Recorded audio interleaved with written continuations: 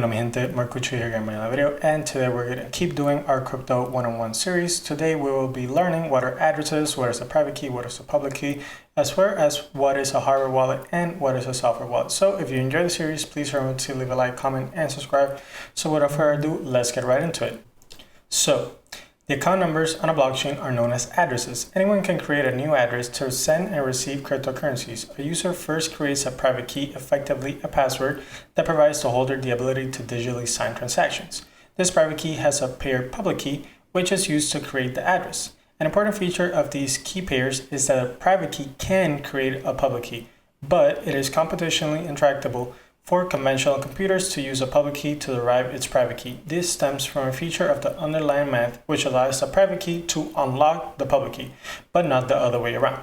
Anyone with access to a private key can move the cryptocurrencies associated with its corresponding address. As such, digital custody is focused primarily on protecting private keys from being leaked, hacked, or lost. So this is really important. Do not by any means share your private key with anyone. Not an exchange, not an app, not on Discord, anywhere. Please do not leak your private keys.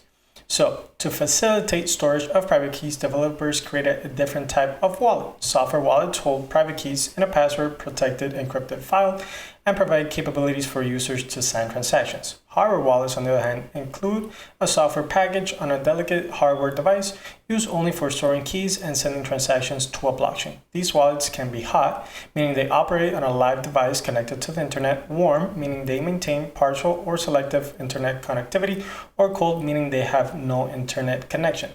So whether now you know what is a hot wallet, a cold wallet, or a warm wallet. So whatever you might be doing, whether it's trading, holding, whatever, I'm not really going to suggest what you use. What I typically do, or what I typically recommend, is having many different wallets for, trading or storing or whatever it may be, right? So interact with dApps. So that is kind of my advice. Whether you want to use a software wallet, a hardware wallet, hot, warm, or cold, that is completely up to you.